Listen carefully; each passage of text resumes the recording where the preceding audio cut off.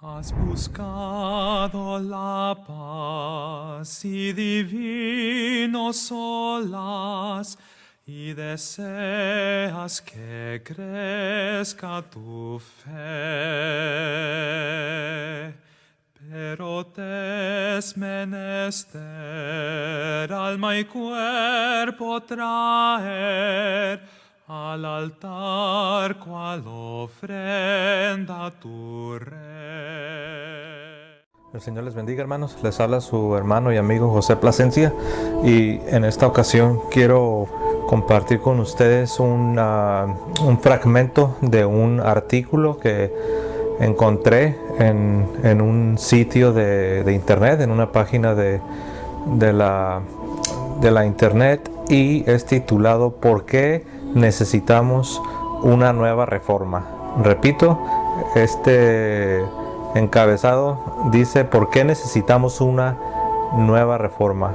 Bueno, está en inglés, es un artículo que fue preparado por un teólogo reformado, un teólogo de la tradición reformada, que es de una denominación que son muy similares a los presbiterianos. Tal vez en México estemos, bueno, no solo en México, sino en México y los países, Estados Unidos, México, los países de América Latina, quizás nosotros los de habla hispana estamos más familiarizados con los presbiterianos.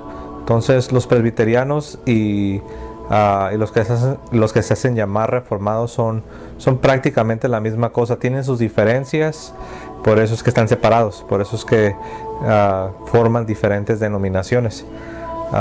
Pero bueno, este teólogo reformado es un doctor, tiene un doctorado en teología, es profesor de un seminario en los Estados Unidos, y como lo mencioné, su nombre es Michael Horton. Y él nos pregunta, dice, ¿por qué necesitamos una nueva reforma? Obviamente él se está dirigiendo a los hermanos protestantes, él se está dirigiendo a los evangélicos, y lanza esta pregunta: ¿por qué necesitamos o por qué es necesaria una nueva reforma? Y como lo he mencionado, está en inglés. Entonces lo que yo voy a hacer, simplemente voy a estar traduciéndolo y voy a hacer algunos comentarios. Dice él, ¿por qué es que la reforma es tan especial para empezar? Dice, ¿por qué es la reforma algo tan especial? Dice, tan especial que podamos hablar de necesitar otra segunda reforma.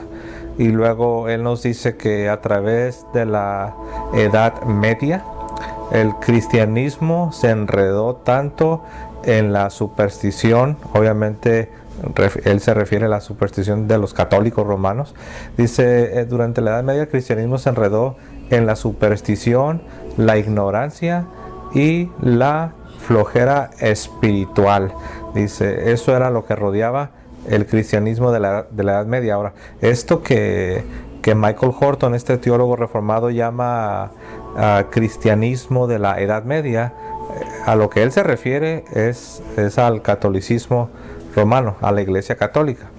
Pero bueno, y después él nos dice que cuando Lutero descubrió todo el escándalo teológico que había en la Iglesia, dice que la estructura católica romana, que era muy, muy frágil, con esta protesta de Martín Lutero, con como lo dice él, con descubrir de los escándalos teológicos, de los errores teológicos, según él, los errores teológicos de la Iglesia. Dice, cuando Martín Lutero saca a la luz todos estos problemas, dice, la estructura del catolicismo romano empezó a desvanecerse, empezó a quebrantarse. Y nos dice este teólogo que las doctrinas fundamentales de la reforma por las que Lutero y sus seguidores empezaron a luchar eran las doctrinas más importantes del cristianismo, de la Sagrada Escritura. Y después él nos empieza a decir cuáles eran estas doctrinas esenciales según él. porque ahorita vamos a ver que estas doctrinas que él llama las doctrinas esenciales del cristianismo, en la realidad son novedades, son doctrinas que previamente no se conocían. Entonces, inventar doctrinas o formular nuevos conceptos y luego decir que esas son las doctrinas más importantes, más esenciales para el cristianismo, pues es una aberración.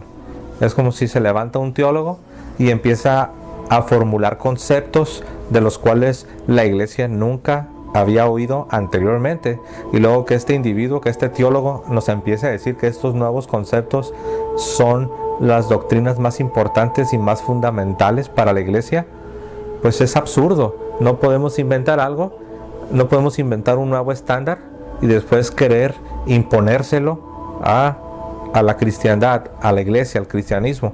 No podemos hacer eso. Pero eso es exactamente lo que los llamados reformadores, Lutero y sus seguidores, eso es exactamente lo que ellos hicieron.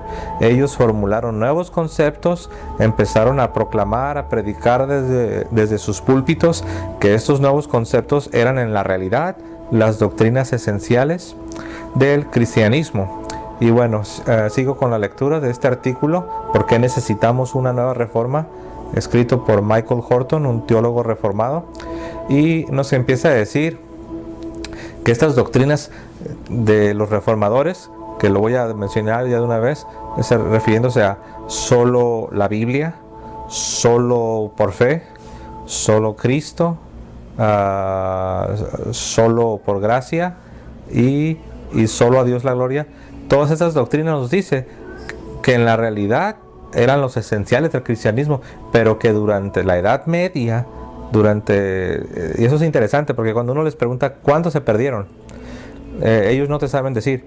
Bueno, pero les encanta machacarlo, les encanta introducirse. Siempre que ellos van a hablar de la Reforma y siempre que ellos van a hablar de Martín Lutero y de las llamadas doctrinas esenciales, que también se les llaman como las 5 solas de la Reforma protestante, siempre que ellos van a empezar a hablar de esto, siempre les encanta introducirse diciendo que la iglesia se echó a perder y que las doctrinas verdaderas se hicieron borrosas y se perdieron. Entonces Martín Lutero las descubrió.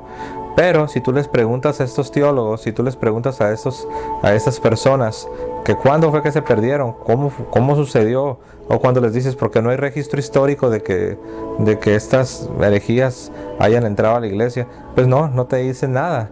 Es una teoría que ellos han desarrollado para tener un fundamento, para poder justificar su llamada reforma, o más bien mal llamada reforma. Y él aquí nos empieza a decir que Martín Lutero dice que él descubrió estas doctrinas esenciales, y aquí nos dice que también era parte del Renacimiento. Antes de Martín Lutero había un movimiento, esto no era algo protestante, era algo en el continente europeo, especialmente en Italia, y después se fue expandiendo a otros países, a otras naciones, que era un recobrar las artes clásicas, era volver a la filosofía de los griegos, era volver a lo clásico, refiriéndose a la filosofía de Aristóteles, Platón, volver al pensamiento griego, porque como sabemos, en la Edad Media y en los tiempos de la Reforma era el latín el idioma que había dominado, era el idioma de la iglesia, y también era el idioma de la cultura hasta cierto punto. Entonces vino una nueva generación, por así decirlo, de nuevos pensadores, nuevos intelectuales, gente ciertamente muy estudiada, muy preparada, pero ellos empezaron a promover volver a los clásicos griegos, que en la realidad, si uno presta atención, lo que estos intelectuales estaban promoviendo hasta cierto punto, y no todos, porque había gente piadosa, gente católica comprometida con las doctrinas de la iglesia, que también le gustaba este movimiento, pero muchos en la realidad lo que estaban diciendo es necesitamos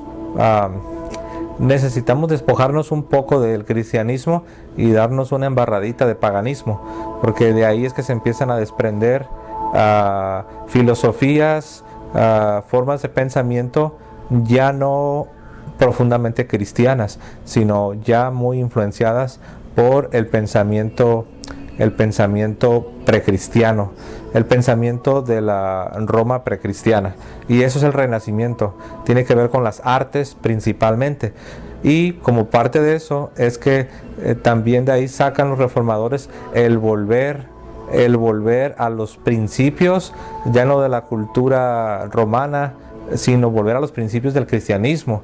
Y como sabemos, pues toda la literatura cristiana fue escrita no en latín, sino en griego.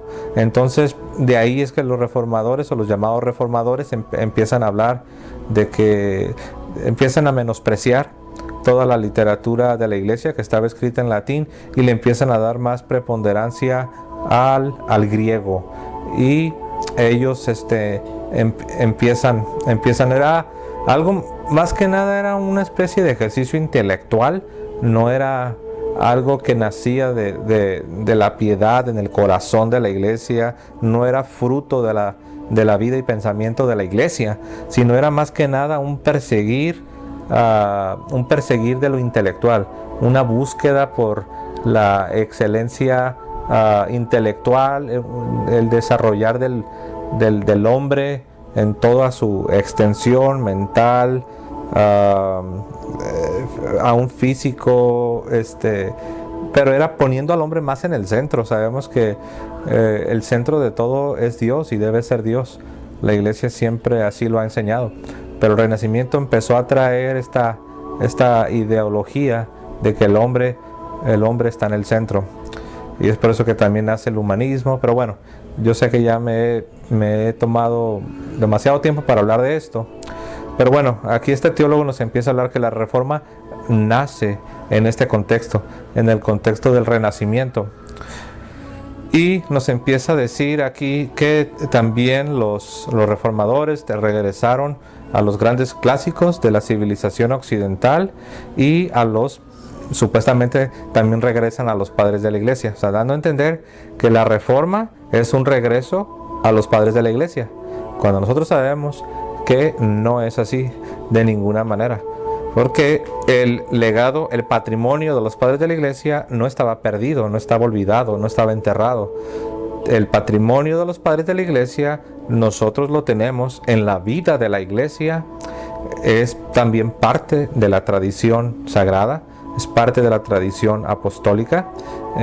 Lo vemos en todo lo que tiene que ver con la vida de la iglesia, en su liturgia, en sus costumbres, en sus interpretaciones, en sus dogmas. O sea, no es así como que estaba enterrado, estaba olvidado. Entonces, decir que la Reforma Protestante es un volver a los padres de la iglesia no es verdad, pero es algo absurdo, no sigue una lógica coherente. Pero bueno, eso es lo que nos está diciendo este teólogo reformado, que la Reforma es un regresar a los padres de la iglesia. Bueno, y sigo leyendo. Aquí nos dice que también, por lo tanto, es un volver al texto sagrado.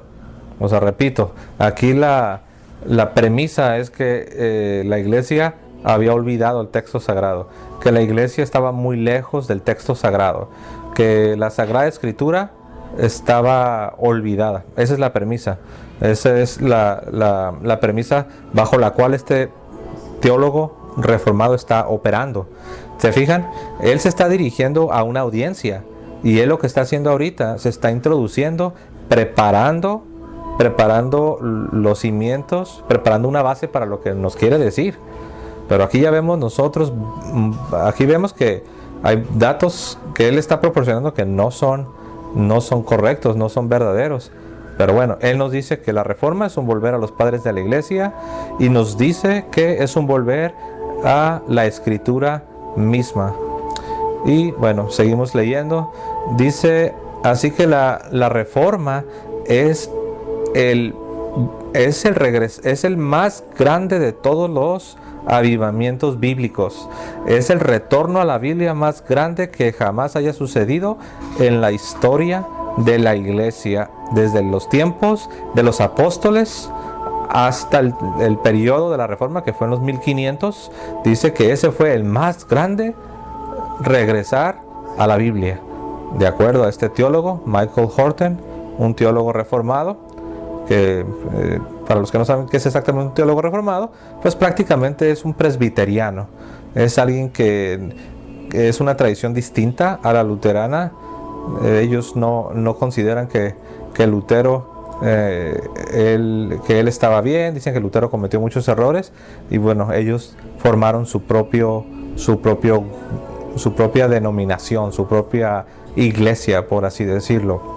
Entonces aquí nos dice que los esenciales o esas doctrinas fundamentales de la Biblia, y nos da la lista, como ya lo mencioné, son las llamadas solas, las 5 solas de la Reforma protestante, que la iglesia ha rechazado porque no son verdad. Y nos dice, número 1, la escritura solamente la escritura o sola escritura. Número 2, Cristo solamente. Número 3, gracia solamente. Número 4, fe solamente o solo la fe. Y número 5, a Dios la gloria solamente. Ahora, así la primera impresión que nos da al escuchar esto, pues uno pues no veo como que eso esté mal. El problema no es Cristo, ni escritura, ni Dios, porque aquí se menciona la fe, la escritura, Cristo, la gracia, la gloria para Dios, todo eso está bien. El problema con estas doctrinas que él les llama las esenciales, que supuestamente Martín Lutero y sus seguidores descubrieron, el problema con esto es la palabra sola. Entonces es un divorcio, es decir, la Biblia sola. ¿Qué significa la Biblia sola? Que no necesitamos la autoridad de la iglesia y no necesitamos la sagrada tradición. Cuando habla de la fe sola, la palabra sola se refiere a que no hay necesidad de las buenas obras, lo cual sabemos que no es verdad, porque la Biblia dice que el hombre es justificado por fe y obras, y como dijo Santiago en capítulo 2, verso 24, el hombre no es justificado por la fe solamente. Santiago claramente nos dice que el hombre no es justificado solamente por la fe. Algunos quieren decir que si Santiago contradice a Pablo, porque Pablo le dice a los judíos que el hombre no se justifica por la ley de Moisés y la circuncisión, sino que el hombre es justificado por la fe. Pero noten que Pablo dice por la fe, Pablo nunca dice por la fe solamente. Entonces Santiago no contradice a Pablo. Santiago sí contradice y destruye a Martín Lutero, porque Santiago directamente contradice y refuta la doctrina que Martín Lutero 1500 años después inventaría. Entonces, por decirlo así, Santiago prácticamente se está adelantando a Lutero. Aparentemente ya había algunos cristianos en el tiempo de Santiago que estaban cayendo en este error de una fe sola. Y Santiago como que si se adelantase 1500 años y refuta la noción, la idea de una fe sola. Para que el hombre sea justificado, es una fe que no está sola, es una fe acompañada. Una fe acompañada, complementada, perfeccionada, porque así dice en el libro de Santiago, que la fe se perfecciona con las buenas obras. Las buenas obras son posibles por la gracia de Dios. Las buenas obras no es aparte de Dios. Las buenas obras no salen de mi propia fortaleza humana. Las buenas obras son posibles y las puedo llevar a cabo únicamente por la gracia de Dios. Yo respondo en obediencia a los mandatos de Dios, a los mandatos de la iglesia, porque la iglesia es una parte importante. Jesús dejó una iglesia. Entonces, en obediencia yo puedo llevar a cabo una vida santa, puedo llevar a cabo las buenas obras, las cuales complementan y perfeccionan la verdadera fe. La fe que salva es una fe viva, no es una fe muerta. Recuerden que la fe sin obras está muerta. Pero bueno, para no desviarnos mucho, estamos viendo a este teólogo reformado llamado Michael Horton, que nos hace una pregunta. Dice, ¿por qué necesitamos una nueva reforma? En otras palabras, ¿por qué la reforma protestante es válida? Prácticamente sería otro título que él bien pudiera ponerle. ¿Por qué decimos que la reforma protestante es válida? ¿O por qué necesitamos una nueva? Ahora ellos hablan de una nueva reforma porque como decimos en México, y no sé si en otros países de Latinoamérica también usan esta expresión, pues ya se les cayó el teatro. La reforma protestante en la realidad, hermanos, nunca les funcionó. Más tardó Martín Lutero en separarse de la iglesia que sus propios amigos, sus propios discípulos de Martín Lutero en dejarlo a él. La verdad es que hablamos de la reforma, así como la reforma, pero deberíamos hablar más bien, por decirlo así, de las reformas, porque fueron muchos movimientos que se separaron los unos de los otros y tomaron direcciones distintas. Entonces, ahora nos quieren... Perdón. Ahora nos quieren hablar de una nueva reforma porque pues no funcionó. No produjo los resultados que supuestamente Martín Lutero dijo que iban a venir. Martín Lutero hizo promesas. Martín Lutero, al promover sus nuevas ideas, él estaba prácticamente dando su palabra, que lo que él estaba promoviendo era lo correcto y que por lo tanto los frutos correctos iban a suceder, iban a venir, pero no vinieron. Vino la división, vino la desunidad, vino la controversia, vino la tragedia. Hubo muchas guerras gracias a este movimiento de este señor Martín Lutero. Muchas guerras, muchas persecuciones. Fue algo lamentable. Pero bueno, todos nos hablan que se necesita una nueva reforma y nos empiezan a contar todo este cuento que, si lo analizamos y nos detenemos a pensar, pues no se sostiene. Y si hay alguien que es evangélico o es protestante y está viendo este video, bueno, lo primero que yo quiero decir es que esto no es un ataque personal contra ti. Este video no significa que tú no eres sincero o que tú no eres honesto o que tú no eres un cristiano. No estamos poniendo en tela de juicio tu relación personal con Dios. No estamos diciendo que tú no eres una persona honesta. No, de lo que estamos hablando es de algo distinto. Estamos hablando de la iglesia que Jesucristo fundó.